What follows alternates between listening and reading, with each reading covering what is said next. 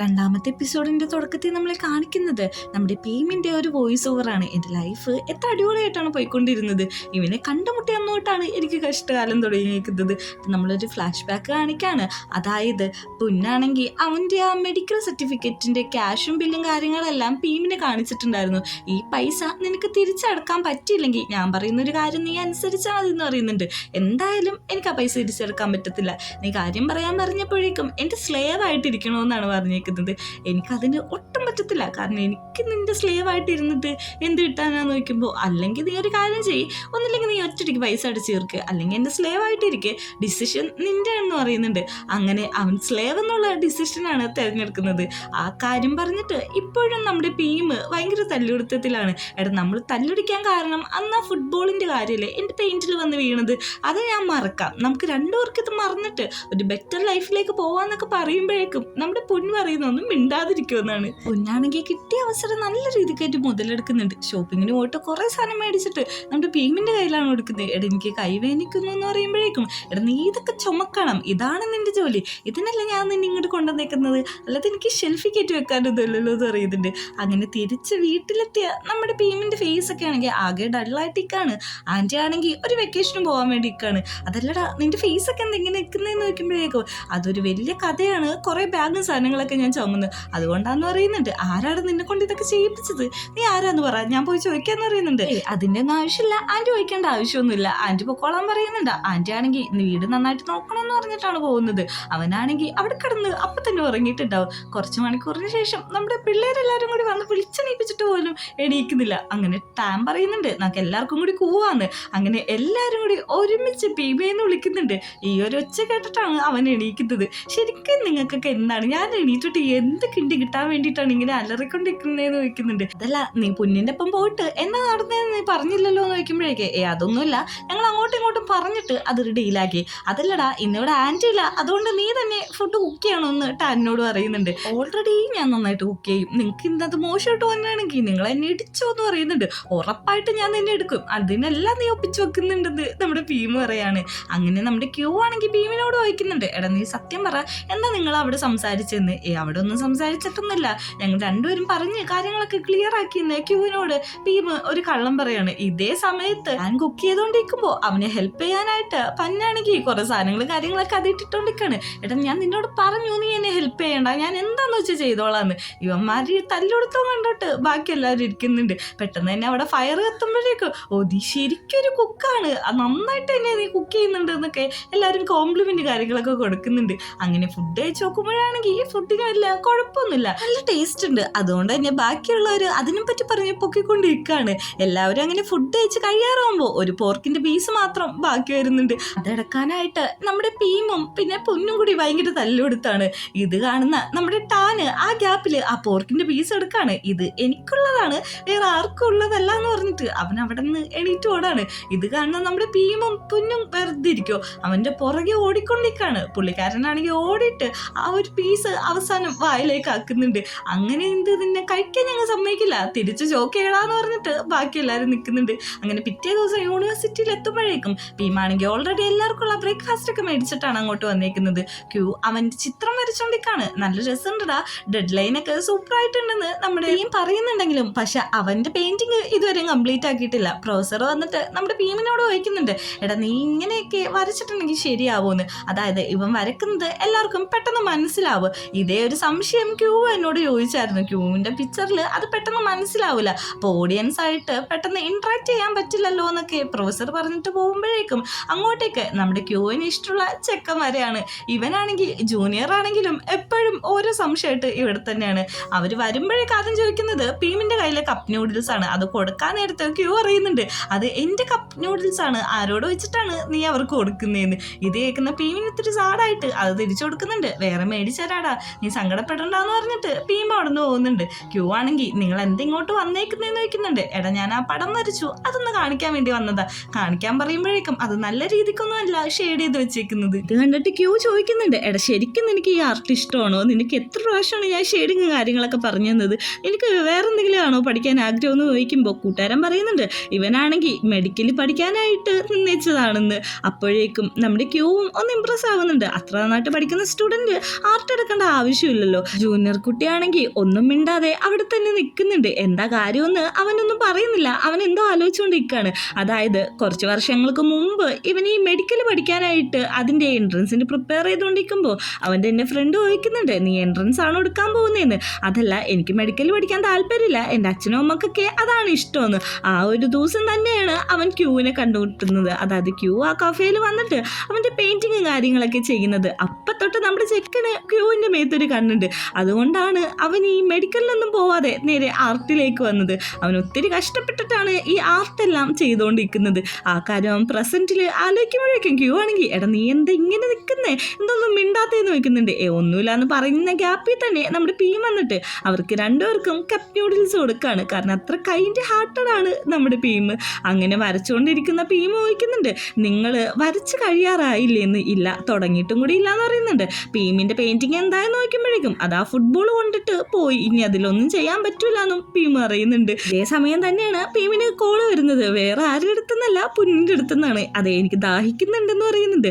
അതിന് നിനക്ക് ദാഹിക്കുന്നുണ്ടെങ്കിൽ ഞാൻ എന്ത് ചെയ്യാനാ, ഞാൻ ഇത്തിരി ബിസിയാന്ന് പറയുമ്പോഴേക്കും, ഞാൻ പറയുന്നത് നീ മനസ്സിലാക്ക്, എനിക്ക് ദാഹിക്കുന്നുണ്ട്, എനിക്ക് പെട്ടെന്ന് തന്നെ വെള്ളം വേണമെന്ന്. അവനാണെങ്കിൽ ക്യൂവിനോടും ബാക്കി പിള്ളേരോടും പോയിട്ട് വരാമെന്ന് പറഞ്ഞ് അവിടെ നിന്ന് ഇറങ്ങി ഓടാണ്. കുറച്ച് ദൂരം നന്നായിട്ട് ഓടിയിട്ട് തന്നെയാണ് അവൻ ആ ക്യാൻറ്റീനിലേക്ക് എത്തുന്നത്. അവിടെ വരുമ്പോഴേക്കും നമ്മുടെ പീമിനാണെങ്കിൽ നല്ല ദേഷ്യം വരിക. കാരണം പുന്നിരിക്കുന്നതിൻ്റെ തൊട്ടടുത്ത് തന്നെയാണ് ക്യാൻറ്റീൻ. അവൻ അവിടെ നിന്ന് വെള്ളം മേടിച്ച് കുടിക്കാന്നുള്ളൂ. അതിനാണ് നമ്മുടെ പീമിനെ ഇങ്ങോട്ട് വിളിച്ചു വരുത്തേക്കുന്നത്. വെള്ളം മേടിച്ചിട്ട് വരാൻ പറയുന്നുണ്ട്. വെള്ളം കൊടുക്കുമ്പോൾ ഞാൻ വെറുതെ വാട്ടർ മാത്രം കുടിക്കാറില്ല എന്ന് പറയുന്നുണ്ട്. അങ്ങനെ പല പല ജ്യൂസ് കൊടുക്കുന്നുണ്ട്. അതൊന്നും അവന് പറ്റില്ല. അവസാനം ദേഷ്യം വന്ന് നമ്മുടെ പീം അതിൽ നിന്ന് ഒരു ജ്യൂസ് എടുത്ത് കുടിച്ചിട്ട് അവൻ്റെ മുഖത്തേക്ക് തന്നെ ഏമ്പക്കം വിടാണ്. ഇത് കാണുന്ന അവന് കുറച്ച് ഗിൽറ്റ് പോലെ ആവുന്നുണ്ടെങ്കിലും അവൻ പറയാണ്, നീ ഫുഡൊന്നും കഴിക്കാറില്ലല്ലേ, നന്നായിട്ട് സ്മെല്ലുണ്ട് കേട്ടോ, ഇടയ്ക്ക് പല്ലേക്കുന്നത് വളരെ നന്നായിരിക്കും എന്ന് പറഞ്ഞിട്ട് അവനെ തന്നെ സമാധാനിപ്പിച്ചുകൊണ്ടിരിക്കുകയാണ്. കാരണം ഇവൻ്റെ ഈ ബിഹേവിയർ ഒട്ടും അവന് സൂട്ടാവുന്നില്ല. പക്ഷേ ഇവനെ ഒരു സ്ലേവ് ആക്കിയല്ലോ, അതുകൊണ്ട് മാക്സിമം എങ്ങനെയൊക്കെ നമ്മുടെ പീമിനെ യൂസ് ചെയ്യുക അങ്ങനെയൊക്കെ യൂസ് ചെയ്യുന്നുണ്ട്. അങ്ങനെ ഫുഡെല്ലാം മേടിച്ച് അവർ കഴിച്ചുകൊണ്ടിരിക്കുകയാണ്. എടാ നീ എന്താ ഫുഡ് കഴിക്കാത്തേ? ഫുഡ് കഴിക്കാൻ പറഞ്ഞിട്ട് പുന്നാണെങ്കിൽ ഫുഡ് ഫീഡ് ചെയ്ത് കൊടുക്കുമ്പോൾ, നീ എനിക്ക് ഫീഡ് ചെയ്ത് തരാനൊന്നും വേണ്ട, എനിക്ക് സെൽഫായിട്ട് ഫീഡ് ചെയ്ത് കഴിക്കാനൊക്കെ അറിയാമെന്ന് പറയുന്നുണ്ട്. അത് മാത്രമല്ല, എൻ്റെ അടുത്ത് നീ ഇങ്ങനെ സ്നേഹത്തിൽ പെരുമാറേണ്ട ആവശ്യമൊന്നുമില്ല, നമ്മൾ എനിമീസാന്ന് മറക്കരുതെന്ന് പറയുന്നുണ്ട്. അവനാണെങ്കിൽ കുത്തിക്കയറ്റി ഫുഡ് വായി വെക്കാൻ പോകുമ്പോൾ, നിന്നോടല്ല ഞാൻ പറഞ്ഞത് ഇവിടെയൊക്കെ മെസ്സാവും, അടങ്ങിയിരുന്ന് കഴിക്കാനായിട്ടെന്ന്. അങ്ങനെ രണ്ടുപേരും കൂടി തിരിച്ചു പോകുന്നുണ്ട്. തിരിച്ചു പോകുമ്പോൾ നമ്മുടെ ഫ്രണ്ട്സ് ഞാൻ നിൻ്റെ അടുത്ത് സ്ലേവായിട്ട് നിൽക്കുന്ന കാര്യമൊന്നും അറിയരുത് എന്നൊക്കെ പറയുന്ന അതേ സമയത്ത് തന്നെയാണ് അങ്ങോട്ടേക്ക് ടാൻ വരുന്നത്. ടാനാണെങ്കിൽ ഞാൻ കണ്ടുപിടിച്ചെന്ന് ഒച്ച പറഞ്ഞുകൊണ്ടാണ് വരുന്നത്. ഇതേ സമയം കൊണ്ട് തന്നെ പീം ഒരു കാറിൻ്റെ പുറകിട്ട് മാറിയിട്ടുണ്ട്. എന്താ നീ കണ്ടുപിടിച്ചതെന്ന് വയ്ക്കുമ്പോഴേക്കും, ഞാൻ നിന്നോട് കഴിഞ്ഞ ദിവസം ഒരു കാര്യം പറഞ്ഞായിരുന്നു, നീ ആ കാര്യം മറന്നു എന്ന് വെച്ചിട്ട് നമ്മൾ വേറൊരു ഫ്ലാഷ് ബാക്ക് കാണിക്കുന്നുണ്ട്. അതായത് നമ്മുടെ പീമിനെ ഇവൻ്റെ അടുത്തേക്ക് വിടാം, പക്ഷെ ഒരു കാര്യമുണ്ട്, നിന്റെ ബ്രദറിനെ എനിക്കൊന്ന് സെറ്റ് ചെയ്ത് തരണം, എനിക്ക് അവൻ്റെ മേത്ത് ക്രഷ് ഉണ്ടെന്ന്. നിനക്കോ? അതെ, എനിക്ക് തന്നെ നല്ല ക്രഷ് ഉണ്ട്, അതുകൊണ്ട് സെറ്റാക്കി തന്നെ എന്ന് പറയുന്നുണ്ട്. ഇന്ന് വൈകുന്നേരം പാർട്ടിക്ക് നിന്റെ ചേട്ടനെ വിളിച്ചോളാൻ പറഞ്ഞിട്ട് അവൻ അവിടെ നിന്ന് പോകാണ്. അങ്ങനെ വൈകുന്നേരം ആകുമ്പോഴേക്കും നമ്മുടെ പിള്ളേരെല്ലാവരും കൂടി ഓൾറെഡി ക്യൂ വർക്ക് ചെയ്യുന്ന പാർട്ടിയിലാണ്. അവിടുത്തെ കമ്പനി മുതലാളിയാണെങ്കിൽ പിള്ളേരോട് ഭയങ്കര എൻജോയ് പറഞ്ഞുകൊണ്ടിരിക്കുകയാണ്, നിങ്ങളുടെ സാറ് ഭയങ്കര ബോറാണ്, ഞാൻ പഠിച്ചുകൊണ്ടിരുന്നപ്പോഴേക്കും സാറിന് ഗോസ്റ്റ് കയറിയ പോലെയാണ് ബിഹേവ് ചെയ്തുകൊണ്ടിരുന്നത്, കാരണം എൻ്റെ എല്ലാത്തിനും DUC ഒക്കെയാണ് ഇട്ടുകൊണ്ടിരിക്കുന്നതെന്ന്. ഇതേ ബാറിൽ തന്നെ VIP സിറ്റിയിലാണ് നമ്മുടെ പുന്നും ടാനൊക്കെ ഇരിക്കുന്നത്. ഇവർ രണ്ടുപേരും കൂടി ഫാനിനെ വെയിറ്റ് ചെയ്തുകൊണ്ടിരിക്കുകയാണ്. ഫാൻ ഇതുവരെ എത്തിയിട്ടില്ല. ഫാൻ വരുമോ ഇല്ലയോ എന്നൊക്കെ ഉള്ള സംശയത്തിൽ ടാൻ ചോദിക്കുന്ന അതേ സമയത്ത് തന്നെയാണ് അങ്ങോട്ട് ഫാൻ വന്ന് കയറുന്നത്. ഫാൻ വരുമ്പോൾ തന്നെ നമ്മുടെ ടാൻ്റെ മുഖം ഒന്ന് കാണണം, ഭയങ്കര ക്യൂട്ടായിട്ടില്ലേ, എനിക്ക് ഭയങ്കരമായിട്ട് ഇഷ്ടപ്പെട്ടു. അല്ലടാ നീ എന്തിനാ എന്നോട് ഇന്ന് ജോയിൻ ചെയ്യാൻ പറഞ്ഞതെന്ന് നോക്കുമ്പോഴേക്കും, അല്ല എനിക്ക് കുടിക്കാൻ പറ്റത്തില്ല, അതുകൊണ്ട് ടാനൊരു കമ്പനി ആയിക്കോട്ടെ എന്ന് വിചാരിച്ചിട്ടാണ് ഞാൻ നിന്നോട് ഇങ്ങോട്ട് വരാൻ പറഞ്ഞേക്കുന്നതെന്ന് പറയുന്നുണ്ട്. അങ്ങനെ അവർ മൂന്നുപേരും കൂടി അവിടെ നിന്ന് കുടിക്കുന്നുണ്ട്.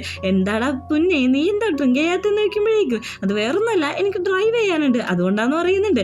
അങ്ങനെ എല്ലാവരും കൂടി അവിടെ ഇരുന്ന് നല്ല രീതിക്ക് തന്നെ ഡ്രിങ്ക് ചെയ്യുന്നുണ്ട്. ഇതേ സമയത്ത് തന്നെ തന്നെ ടാനാണെങ്കിൽ ഫ്ലേർട്ട് ചെയ്യാൻ പറ്റുന്നതിന്റെ പരമാവധി അവന് ശ്രമിക്കുന്നുണ്ട്. താഴെ നമ്മുടെ ബോട്ടംസ് എല്ലാവരും കൂടി ബോട്ടം ഹാറ്റ്സ് എന്നൊക്കെ പറഞ്ഞിട്ട് ചിയേഴ്സ് ചെയ്തിട്ടാണ് ഡ്രിങ്ക് ചെയ്യുന്നത്.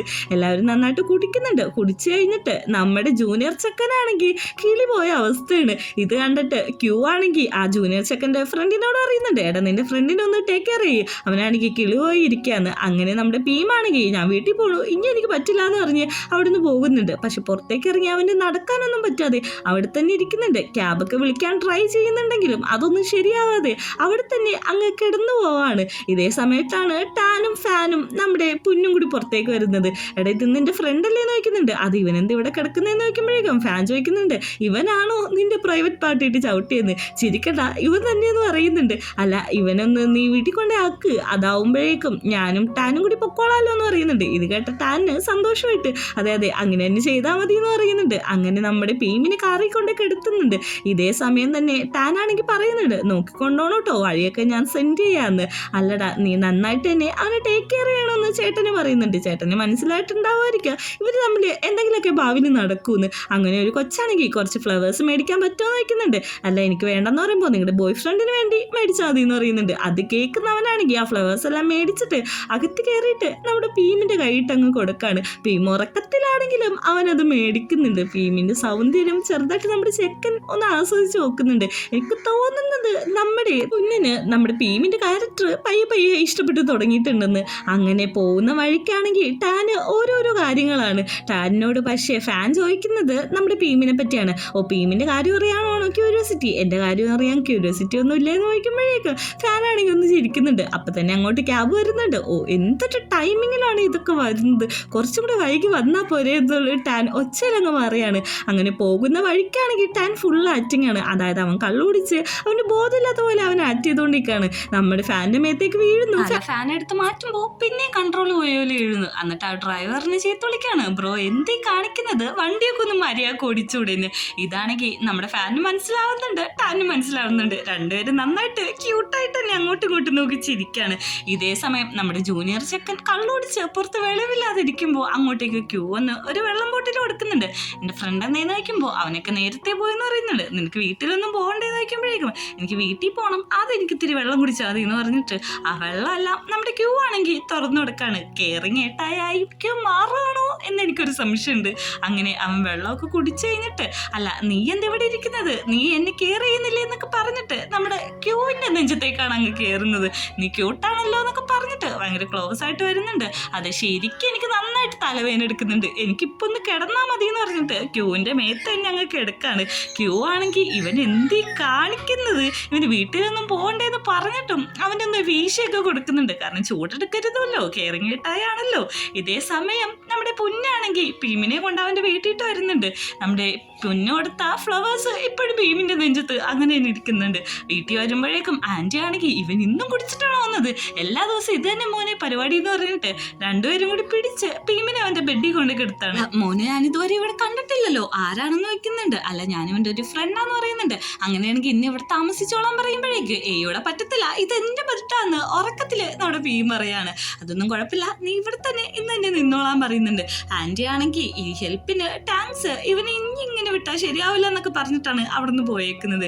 അവനാണെങ്കിൽ കുറച്ചു നേരം അവിടെ ഇരിക്കുന്നുണ്ട്. നമ്മുടെ ഭീം പെട്ടെന്ന് എണീച്ചിട്ട് പുന്നിൻ്റെ അടുത്തേക്ക് വന്നിട്ട് പറയാണ്, എന്തൊരു ഭംഗിയുള്ള കണ്ണാണ്, ഭംഗിയുള്ള ഫേസാണ്, ലിപ്പാണ്, നീ എന്തീ ചെയ്യാൻ പോകുന്നതെന്ന് ചോദിക്കുമ്പോഴേക്കും ഇത്രയൊക്കെ നന്നായിട്ടും നീ എന്ത് എത്ര വൃത്തിയായിട്ടായി പോയെന്ന് പറഞ്ഞിട്ട് അവിടെ തന്നെ കിടന്നുറങ്ങാണ്. അതും നമ്മുടെ പുന്നിൻ്റെ മേത്ത് കൈയും കാലൊക്കെ എടുത്തിട്ടിട്ട്.